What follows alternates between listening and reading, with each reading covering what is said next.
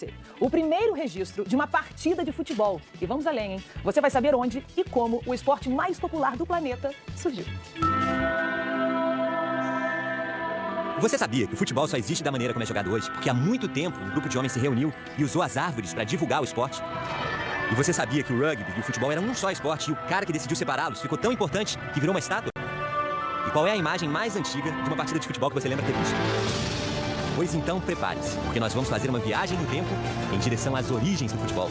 Nós vamos mostrar documentos, admirar relíquias e ouvir histórias que vão nos levar até aqui, ao grande jogo, onde tudo começou. Isso é o futebol de antes, de muito antes.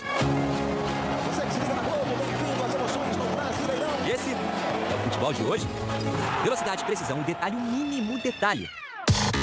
A câmera que tudo vê, tudo revela, tudo revê, tudo replay.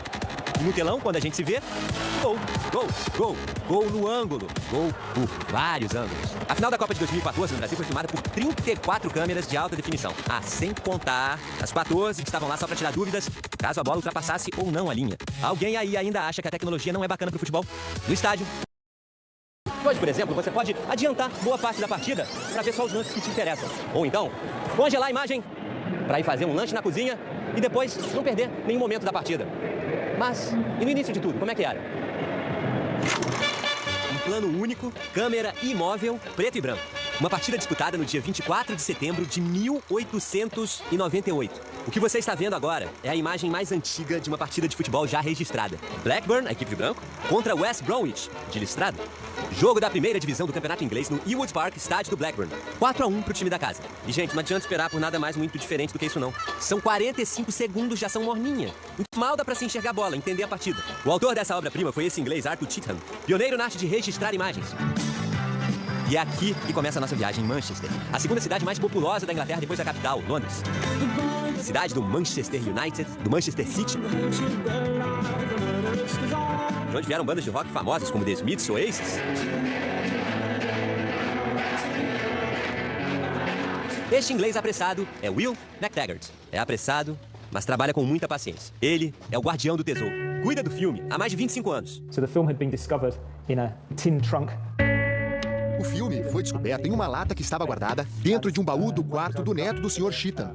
Quando abriram o baú, havia uma coleção de filmes, entre eles o do jogo do Blackburn contra o West Bromwich. Ao longo das décadas, algumas partes foram se deteriorando, porque o filme não foi armazenado nas condições apropriadas. Nós acreditamos que o filme original era 4 minutos maior. Em 1987, o material foi doado por um professor para a Biblioteca Nacional de Manchester, onde funciona o arquivo de filmes do Noroeste da Inglaterra, onde trabalha a equipe do Will, hoje responsável pelo filme. Nosso trabalho é tornar o filme acessível para as pessoas. Assistindo atentamente, dá para reparar como o futebol era diferente naquela época. Mesmo tendo apenas um vislumbre do jogo, podemos perceber que o estilo de jogar era muito diferente. Um grupo de pessoas perseguindo ao mesmo tempo a bola, e o goleiro ficava andando sobre a linha do gol, como se estivesse entediado. Diferente é porque as câmeras não existiam para mostrar o futebol nos seus primeiros dias de vida. Aquilo sim, poderíamos chamar de diferente. E a nossa viagem no tempo em busca das origens do futebol só vai continuar porque os museus se preocupam em tomar conta da nossa história. E esse faz em grande estilo. Centro de Manchester. Se quisermos chegar à raiz desse esporte, ao começo de tudo, nós precisamos entrar no Museu do Futebol. Precisamos passar direto pelo salão que guarda a camisa da Inglaterra usada no primeiro jogo internacional da história contra a Escócia em 1872. Dar só uma rápida olhadela no espaço reservado para a camisa que o Pelé usou na final da Copa de 58. E a número 10 que Maradona vestiu quando marcou o gol de mão na Copa de 86. Chegamos. Aqui está. O livro com as regras da Football Association, a Associação de Futebol da Inglaterra. Um documento de 1863. As regras oficiais do futebol, como é conhecido e disputado nos dias de hoje. Ali já estavam definidas as marcações, o número de jogadores por time, os equipamentos usados, etc. Mas nós vamos mais longe. Retroceder. Para descobrir que as regras oficiais são uma adaptação de um outro documento ainda mais antigo. As regras de Cambridge. A verdadeira certidão de nascimento do futebol. Agora estamos em 1848. Naquela época, ainda não havia uma definição de futebol exata. O que existia eram vários jogos disputados com uma bola, tudo meio misturado, sem regras. Pra você ter uma ideia, a geografia influenciava o futebol. Por exemplo, um sujeito jogava numa cidade onde valia segurar a bola e sair correndo com ela. Aí, ia jogar na vizinhança e já não podia tocar com a mão na bola. Era assim. Um dia alguém disse, por que nós todos não jogamos com as mesmas regras? Why don't we all play to the same rules?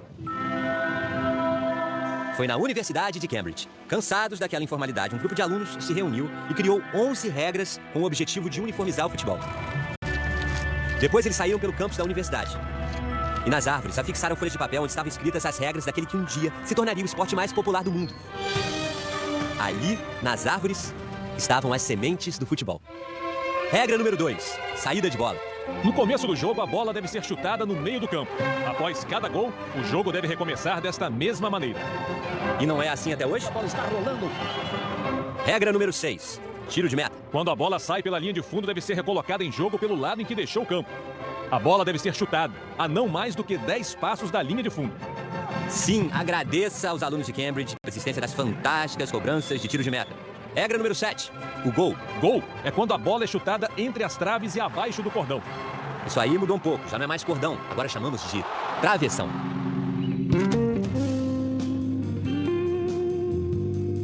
O Alan e o Neville são estudiosos das regras de Cambridge e são eles que contam pra gente algumas curiosidades.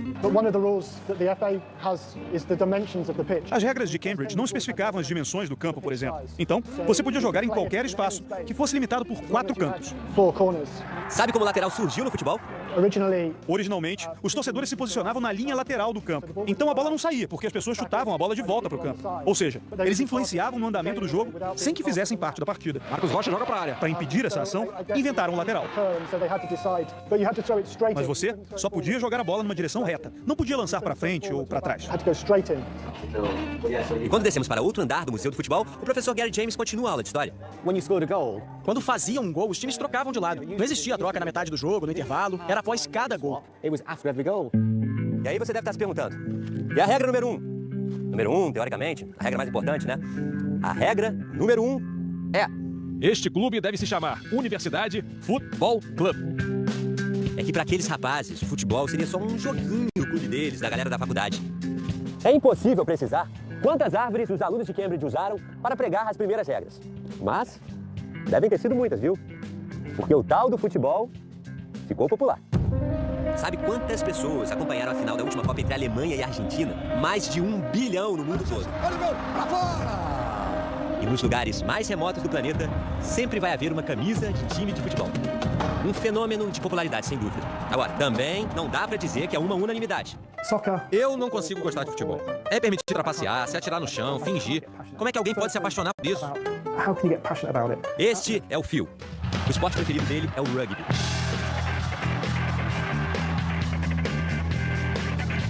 Você sabia que esse esporte tem esse nome porque foi inventado nessa cidadezinha de 100 mil habitantes? É uma cidadezinha do noroeste da Inglaterra, desconhecida por boa parte do planeta, quase ninguém ouviu falar sobre ela. E ainda assim tem um nome de repercussão mundial. Rugby. Nossa viagem no tempo nos traz até aqui pra gente ver que antes das regras de Cambridge, o futebol e o rugby eram uma coisa só. Até que um sujeito chamado William Webb Ellis agarrou a bola e correu com ela. Algo inesperado. Todos os adversários pensaram, peraí, o que ele tá fazendo? Então correram para derrubá-lo. E a essência do rugby nascia daquela ação. Pronto, em 1823 nascia o rugby. William Ellis ganhou uma estátua na cidade e o esporte da bola oval ganhou o mundo. O futebol, você já sabe, né? Ficou ali meio sem formato, jogado de maneira inconstante, até aparecerem as regras de Cambridge, blá, blá, blá, blá, blá. Mas nós ainda não terminamos nossa viagem. Antes dessa mistura de rugby com futebol, havia eu nem sei como é que a gente pode chamar isso, gente. Um jogo tumultuado, selvagem, perigoso. O grande jogo. Era assim que se chamava o esporte que deu origem ao rugby e ao futebol. O ano é impreciso. Início do século XIX. Chegamos. O início de tudo. As origens do futebol. Não havia uma definição de times, ou número de jogadores, ou regras fixas. Um grande vale-tudo com uma bola no meio, que até hoje é jogado em cidades da Europa em datas comemorativas. Aqui um dos únicos registros do grande jogo, uma pintura que está no Museu do Futebol. Provavelmente eles estão em um vilarejo, tentando levar a bola até o fim de um outro vilarejo. E os adversários tentando fazer o oposto. Aqui tem um ferido, outro sendo chutado. Aqui está a bola. E eles iam lutando por toda a rua, tentando marcar o gol. É só imaginar os momentos mais violentos do futebol dos dias de hoje, tirar as caneleiras, sujar de terra e aumentar o alcance da pancadaria, incluindo socos e até dentadas. E o tempo passou, o futebol foi mudando e cresceu, cresceu e ficou enorme, bonitão, todo moderno. Gente, por todos os lados, ficou famoso. Só que tem uma coisinha que não adianta. séculos. E o grande jogo.